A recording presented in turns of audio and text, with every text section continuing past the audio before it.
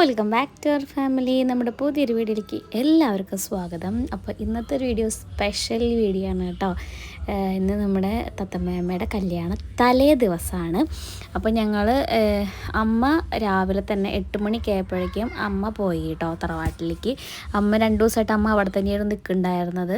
പിന്നെ അമ്മ ഇന്നലെ ഇപ്പോൾ ചേച്ചിയൊക്കെ വന്നുകൊണ്ട് അമ്മ ഇങ്ങോട്ട് വന്നു. എന്നിട്ട് അമ്മ ഇന്ന് രാവിലെ 8 മണിയാകുമ്പോഴേക്കും അമ്മ പോയിട്ടോ. കാരണം 10 മണിക്കാകുമ്പോഴേക്കും അവിടെ നിന്ന് എന്താണ് എന്നെ കല്യാണം കഴിക്കാൻ പോകുന്ന അവിടുത്തെ ആ വീട്ടിൽ നിന്ന് പുടവ കൊണ്ടിട്ട് വരുമെന്ന് പറഞ്ഞു. വൈകുന്നേരം അല്ല, രാവിലെയാണ് അവർ വന്ന് 10 മണിക്കാകുമ്പോഴേക്കും. അപ്പോൾ അതുകൊണ്ട് അമ്മ 8 മണിയാകുമ്പോഴേക്കും പോയി. ഞങ്ങളുടെ അമ്മ പറഞ്ഞു 10 മണിയൊക്കെ ആകുമ്പോഴേക്കും നിങ്ങളെല്ലാം ഒരുക്കിയിട്ട് വരണം എന്നൊക്കെ പറഞ്ഞു കേട്ടോ. പക്ഷേ ഞങ്ങൾ എത്തിയത് 10:30 ആയിട്ടാണ്.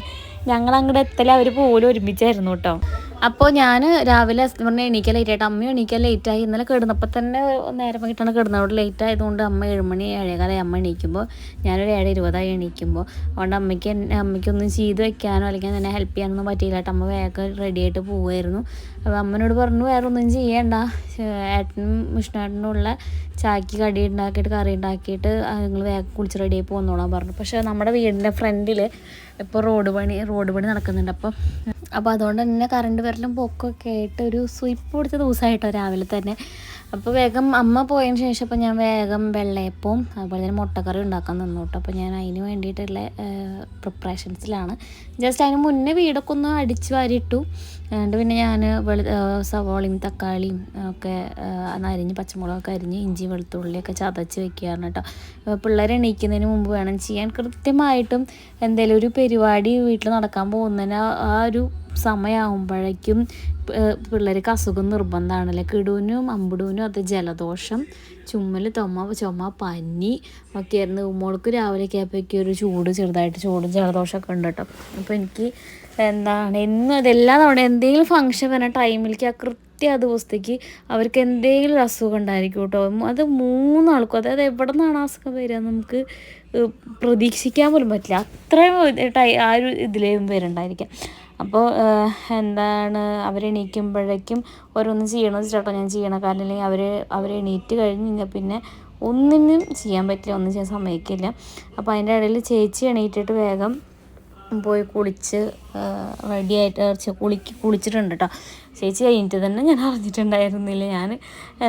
ചേച്ചി എന്നെ പിന്നെ ബാത്റൂമിൽ നിന്ന് വിളിക്കുമ്പോഴാട്ടോ ചേച്ചി എണീറ്റതെന്ന് ഞാൻ അറിയണേ. അപ്പോൾ ചേച്ചി വേഗം കുളിച്ചു.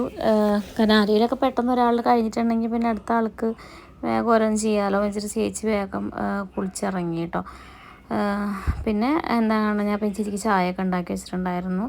അപ്പോൾ ചേച്ചി അത് കുടിക്കാൻ വേണ്ടി വരികയാണ്. ഇനി വേണം നമുക്ക് ഇതൊക്കെ ചെയ്യുമ്പോഴേക്കും തന്നെ 8:30 ആയിട്ടുണ്ട് കേട്ടോ. നമുക്ക് ഞാൻ 1 മണിക്കൂറിനുള്ളിൽ വേണം ബാക്കിയെല്ലാം ചെയ്ത് നമുക്ക് ഇവിടുന്ന് തറവാട്ടിക്ക് പോകാൻ വേണ്ടിയിട്ട്. അപ്പോൾ ചേച്ചി ചായയും കുടിച്ചുകൊണ്ട് വരികയാണ്. എന്നോട് വർത്തമാനം പറയാൻ വരികയാണ്ടോ. ഇന്നലെ എത്തിയിട്ടല്ലോ.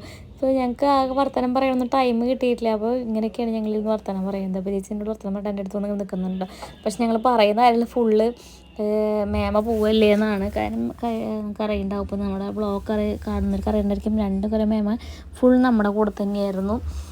പിന്നെ അമ്മമ്മയ്ക്ക് വയ്യാണ്ടായപ്പോഴാണ് മേമ നമ്മുടെ വീട്ടിൽ നിന്ന് പോയിട്ട് പിന്നെ അവിടെ തന്നെ ഫുൾ ടൈം അവിടെ തന്നെ ആയത് കേട്ടോ. അല്ലെങ്കിൽ മേമ രാത്രി മാത്രമാണ് അവിടെ തറവാട്ടിക്ക് പോയിരുന്നത്. അല്ലെങ്കിൽ ബാക്കി ടൈമൊക്കെ നമ്മുടെ കൂടെ ഉണ്ടായിരുന്നു മേമ.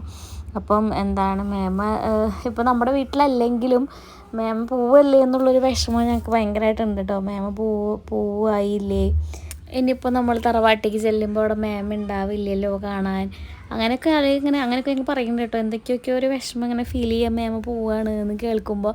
അപ്പോൾ ചേച്ചി അതാണ് എന്നോട് പറഞ്ഞുകൊണ്ട് നിൽക്കുന്നത്. അപ്പോൾ ഞാൻ അങ്ങനെ കേട്ട് നിൽക്കട്ടോ. എനിക്ക് സങ്കടം വരുന്നുണ്ട് ചേച്ചി ഇങ്ങനെ പറയുമ്പോൾ. എന്നെ ഇന്നലെ തൊട്ട് ഞങ്ങളിങ്ങനെ പറയുന്നുണ്ട്, മേമ കല്യാണം വിളിക്കാൻ വന്നപ്പോൾ വിഷമായി മാം പോവല്ലേന്ന് ആലോചിച്ചിട്ട്. പിന്നെ മാം ഗോൾഡൊക്കെ കാണിച്ചിരുന്നു, നമ്മളെ വിളിച്ചോരോ കാര്യങ്ങൾ ചോദിക്കുന്നു, നമ്മളോടോരോ കാര്യങ്ങൾ പറയണ്. അപ്പോൾ അങ്ങനെയൊക്കെ മാം ചെയ്യുമ്പോൾ നമുക്കൊരു സങ്കടം, അയ്യോ മാം പോവല്ലേ എന്നുള്ള സങ്കടം.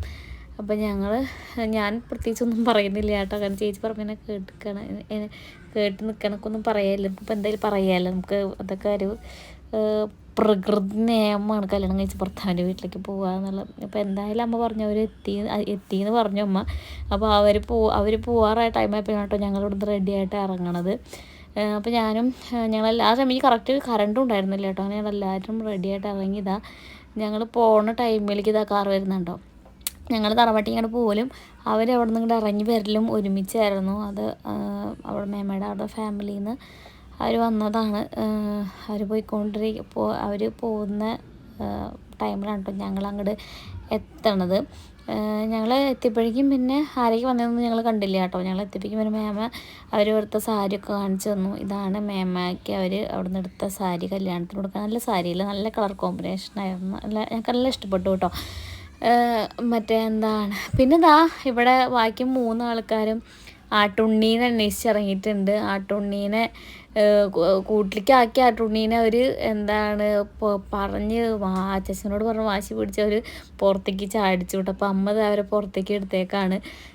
പിന്നെ മാമ പറയുന്നുണ്ട് കേട്ടോ, ഈ കല്യാണം കഴിയുമ്പോഴേക്കും ആടുണ്ണികളൊക്കെ ചത്തു തുടങ്ങുമെന്ന്. കാരണം ഈ 3 എണ്ണം വീരന്മാരാണ്.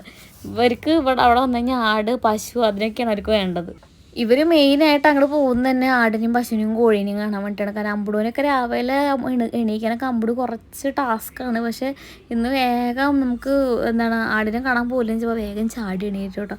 അതൊക്കെ കഴിഞ്ഞ് ഞങ്ങളവർക്ക് ചോറൊക്കെ കൊടുത്ത് ഞങ്ങളും കഴിച്ച്. പിന്നെ മേമയുടെ മൈലാഞ്ചി ഇടലുണ്ട്. മേമയ്ക്ക് മൈലാഞ്ചി ഇട്ട് ചടങ്ങ് പോലെ ഒന്നുമല്ല, നോർമലി മേമയ്ക്ക് മൈലാഞ്ചി ഇട്ട് കൊടുക്കുകയാണ്.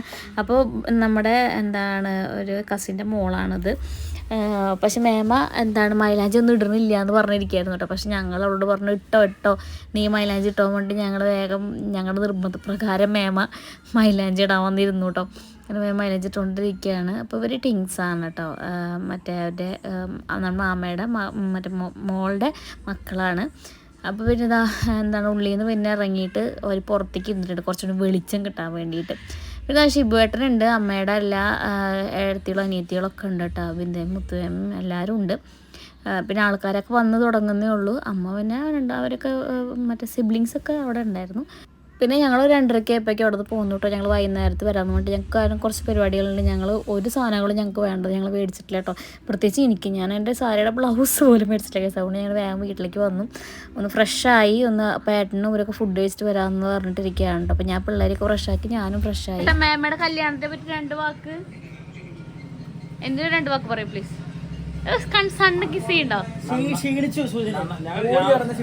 രാവിലെ തുടങ്ങി ഓട്ടം മക്കളെ. ഞാൻ ഒരു കാര്യം പറഞ്ഞേ, അല്ല ഞാൻ നാളെ കല്യാണത്തിനില്ല. വൈകുന്നേരം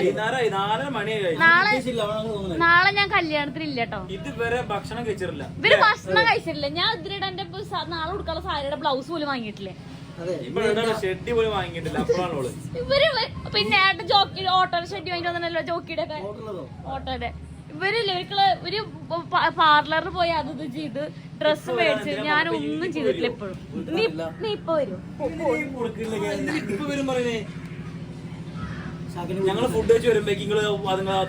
എന്റെ എല്ലാം കഴിഞ്ഞു. ഞാൻ പിള്ളേരെ കുളിപ്പിക്കാനടക്കം ഞാൻ കഴിക്കാതൊക്കെ മരുന്നിറക്കം കൊടുത്തു കഴിഞ്ഞില്ല. നിങ്ങൾ എന്ത് ഈ സണ്ണിന് തിരിച്ചുമ്പോയിക്കുന്നത് അല്ല. ഓക്കെ, പിന്നെ നാളെ നമ്മൾ മേമയുടെ കല്യാണ വ്ളോഗ് ആയിട്ടാണ് നമ്മൾ കാണുള്ളൂ. അപ്പോൾ വീഡിയോ ഇഷ്ടപ്പെട്ട ലൈക്ക്, ഷെയർ, കമന്റ്, സബ്സ്ക്രൈബ് ചെയ്യാം. ടാറ്റാ.